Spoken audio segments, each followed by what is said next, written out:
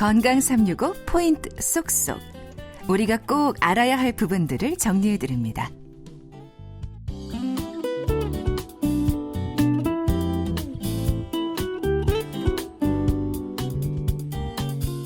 건강 365 박광식의 건강 이야기, 고려대 구로병원 호흡기 알레르기내과 이승용 교수와 함께합니다. 폐암에 대해서 알아봅니다. 교수님, 폐암도 종류가 여러 개가 있죠? 네. 어떻게 나눠지나요? 그 크기에 따라서 이제 소세포 폐암하고 비소세포 폐암으로 나눕니다. 그냥 쉽게 이해를 하시면 현미경으로 세포를 봤을 때 크기가 작다. 그러면 저희가 소세포 폐암이라 그러고요. 크기가 작지 않고 소세포 폐암보다 그 크기가 크면 저희가 비소세포 폐암이라 그러고요. 또 이 비소세포 폐암은 또 그 세포 모양에 따라서 이제 모양이 평평하게 생겼다. 그래서 평평상피세포암, 또 모양이 이제 저희가 샘물, 그러니까 그런 샘과 같이 생겼다. 그래서 이제 서남 또는 샘암이라는 게 있고요. 이 비소세포 폐암 중에서도 크기가 더 아주 큰 그 대세포 폐암이 있습니다. 이제 갈수록 세분화되면서 복잡해지는군요. 근데 크게는 작은 거, 그리고 큰 거, 이렇게 있다 생각하면 되겠고, 이렇게 나누는 거는 분명히 암의 양상이 조금 다르기 때문에 구분을 하는 거겠죠? 네, 그 구분을 하는 거는 모양도 다르지만 그 모양이 다른 만큼 성격도 많이 다릅니다. 그러다 보니까 치료 약제에 대한 반응이 다 다르기 때문에 과거에는 그냥 폐암으로 진단하고 거기에 맞춰서 그냥 세포 독성 항암 치료 한 가지를 치료를 했다 그러면 최근에는 어떠한 그런 세포 모양에 따라서 잘 듣는 항암제들이 있습니다. 그래서 모양에 따라서 분류를 하기도 하고 그 모양을 지나서 이제 저희가 좀 더 세밀하게 어떠한 분자생물학적인 특성, 그러니까 어떤 특정한 유전자 변이가 있는 또 암들이 있습니다. 그러면 그런 암들은 그런 암들에 잘 듣는 이제 표적 치료제라는 것들이 있거든요. 그래서 그런 분자생물학적인 분류에 따라서도 폐암이 지금 분류가 되고 있습니다. 그럼 일단 환자 입장에서는 폐암이 지금 진단됐을 때 병기가 어떻게 되는지 1기면 1기일수록 더 좋은 거 되고요. 네. 그리고 폐암이 방금 이야기하신 그 종류 중에서 어떤 종류냐가 또 본인의 치료 결과에도 영향을 끼친다. 네. 그러면 소세포암이 더 나쁘고 비소세포암이 더 나쁘고 뭐 이런 개념이 있습니까? 네. 전반적으로 소세포 폐암은 그 성장 속도가 아주 빠릅니다. 그리고 병이 초기라도 이미 다른 장기에 전이가 돼 있는 경우가 많기 때문에 그 상대적으로 소세포 폐암은 비소세포 폐암에 비해서 예후가 아주 안 좋은 것으로 돼 있고요. 특히 소세포 폐암은 그렇다 보니까 아직 약제가 많이 개발돼 있지 않습니다. 그래서 저희가 소세포 폐암은 제한기, 확장기로 나눌 수 있는데요. 그런 제한기의 그 의미가 뭐냐면 병이 제한되어 있어서 저희가 항암이나 방사선 치료를 같이 병합할 수 있을 때 저희가 제한기라 그러고요.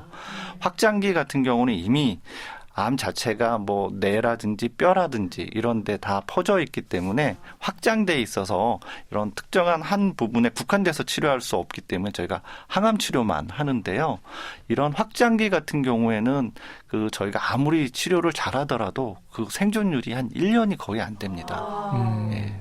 그러면 폐암이 수술 가능한 기수는 어디까지인가요? 저희가 수술 가능한 기수는 보통 1기, 2기 이 환자들이 해당이 되고요. 최근에는 이제 다학제 진료를 통해서 다른 치료 방법, 뭐 항암 치료나 방사선 치료로 선행을 하고 나서 이제 수술로 가는 환자들 같은 경우는 3기에 해당되는 환자들도 수술이 가능할 수 있습니다. 그러면 그 항암 치료에는 표적 치료하고 면역 항암 치료가 있는 건가요? 네, 항암 치료 저희가 보통 생각하는 항암 치료는 이제 세포 독성 항암 치료 그래서 이제 과거부터 이제 치료해 왔던 그런 치료 방법이 있고요. 최근에는 어떤 특정 유전자를 표적으로 하는 그런 표적 치료제 그리고 그거보다 더 이후에 개발된 이제 면역 치료제라는 게 있는데 면역 치료제는 이제 우리 몸에 이제 면역 시스템이 정상적으로 가동을 하게 되면 암 세포들이 성장을 할 수가 없습니다. 근데 이런 암 세포들이 특정한 물질을 분비하거나 아니면 특정한 어떤 라이간드라는 거를 자기 세포 표면에 올려놓게 되면 주변에 있는 그런 그 염증 세포들이 그런 면역력이 떨어집니다. 요새 떨어져 있는 면역력을 다시 활성화시켜주는 게 그런 면역 치료라고 생각을 하시면 됩니다. 그래서 세포 독성 치료제, 표적 치료제, 면역 치료제 이렇게 이해를 하시면 됩니다. 그러면 막상 지금 폐암을 진단받은 분들은 진짜 오늘 내일 막 걱정이 너무나도 많으실 분들일 텐데 치료에 지금 선택지가 많네요. 이걸 네. 다 누구나가 그냥 본인이 의사 선생님하고 상의해서 어떤 것든 다 써볼 수가 있는 건가요? 아니면 유전자 검사를 또 해서 좀 본인에게 맞는 검사, 적응증이 또 따로 있을까요? 일단 치료약이 많다 보니까 이 약도 써보고 싶고 저 약도 써보고 싶은데 항암제다 보니까 독성이 따릅니다. 그래서 효과가 없는 약을 그 환자한테 투여하게 됐을 때 거기서 본인이 감내해야 되는 독성이 너무 많기 때문에 최근에는 맞춤 치료라 그래가지고 환자한테 가장 적합한 약제를 골라서 그 약을 사용했을 때 가장 좋은 효과를 보일 수 있거든요. 그러니까 저희가 과거부터 어떠한 약을 투여할 때 약에도 궁합이 있다는 얘기를 하지 않습니까? 환자마다 맞는 약이 있거든요. 그런 개념이 최근에 이제 도입이 됐다라고 생각하시면 됩니다. 그래서 병원에 가면 자꾸 검사만 한다 그러는데 그 검사하는 과정이 그 환자한테 가장 적합한 약제를 골라주기 위해서 그러니까 처음에는 진단을 하기 위해서 저희가 검사를 하고요. 그 진단이 되면 그 세포의 모양을 가지고 어떤 모양일 때 이 모양이 나타나면 거기에 맞는 약을 사용하기 위해서 저희가 또 검사를 하고 거기에서도 안 나오면 저희가 이제 분자생물학적으로 어떠한 유전자 변이가 있는지 검사를 또 하거든요. 그래서 거기에 유전자 변이가 있으면 그 유전자 변이에 맞는 약을 쓰게 됩니다. 그러면 항암제에 대해서 조금 더 궁금한 게요. 세포독성 치료제, 표적 치료제, 면역항암 치료제. 각각의 좀 짧게 좀 장단점이랄까요? 이런 것들이 있기 때문에 계속 개발이 되고 있는 걸 텐데 어떤 것들로 정리해 볼 수 있을까요? 세포 독성 치료제는 특징이 뭐냐 하면 우리 몸에서 세포 분열을 빨리 하는 세포들의 세포 분열을 멈추게 하는 약제가 세포 독성 항암 치료라고 빨리 자라는 암에 좋겠네요. 네. 그러다 보니까 우리 몸에서 빨리 자라는 세포들이 있는데 머리카락이라든지 아니면 장내 세포 같은 경우는 그 성장 속도가 되게 빠릅니다. 그래서 거기에 손상을 받기 때문에 저희가 항암 치료하면 머리가 빠진다 그러고 막 토하기도 하고 설사를 하기도 하고 그런 이유가 있고요. 표적 치료제는 어떠한 특정한 유전자가 이제 변이가 생기면서 그 변이로 인해서 세포가 계속 활성화되면서 이제 암으로 변하는 거거든요. 그래서 어떠한 특정 유전자 변이에 그거를 활성화되는 과정을 멈추게 하는 게 표적 치료제라고 생각을 하면 됩니다.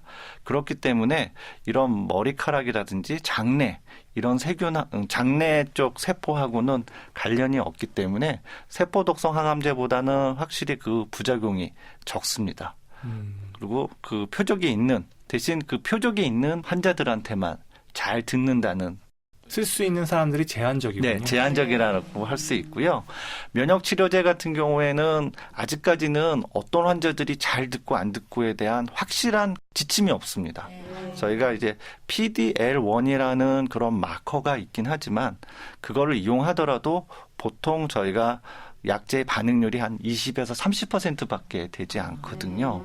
예, 그래서 아직까지 앞으로 이제 어떤 환자들이 이 약제에 잘 들을지에 대해서는 저희들이 이제 연구해야 될 과제긴 한데 그런 면역 치료제 같은 경우에는 아까 말씀드린 PD-L1이라는 마커가 많이 올라가 있는 사람들은 확실히 좀 효과가 좋기 때문에 그런 마커가 올라가 있는 경우에 저희가 면역 치료제를 사용하고 그 우리 몸의 면역 시스템을 이용하다 보니까 부작용이 다른 세포 독성 항암제나 표적 치료제보다는 확실히 적습니다.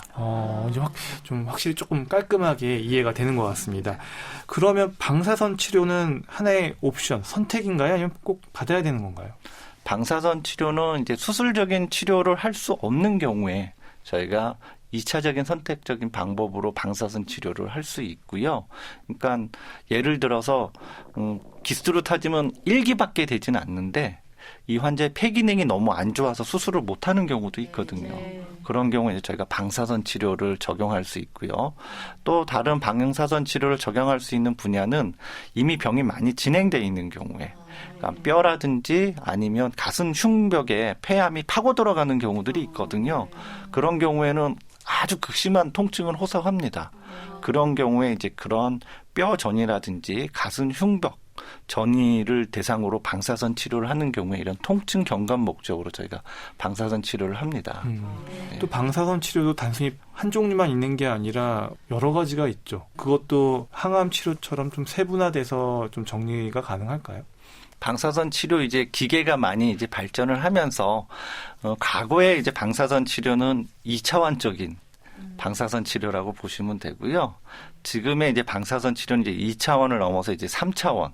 그러니까 환자가 방사선이라는 거는 어떤 특정한 그런 종양이 있으면 그 종양에 맞춰서 방사선을 이제 쪼게 되는데 그 종양이 이제 폐 같은 장기 같은 경우는 숨을 쉬다 보면 그 종양의 위치가 자꾸 바뀝니다.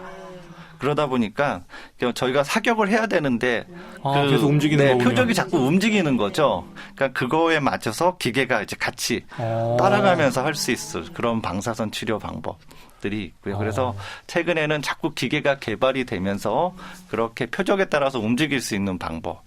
또 토모세라피라 그래서 어떤 저희가 CT를 찍듯이 CT를 찍어가면서 정확한 표적을 저희가 잡아내서 거기만을 방사선을 투여할 수 있게끔 하는 그런 치료 방법들이 있습니다.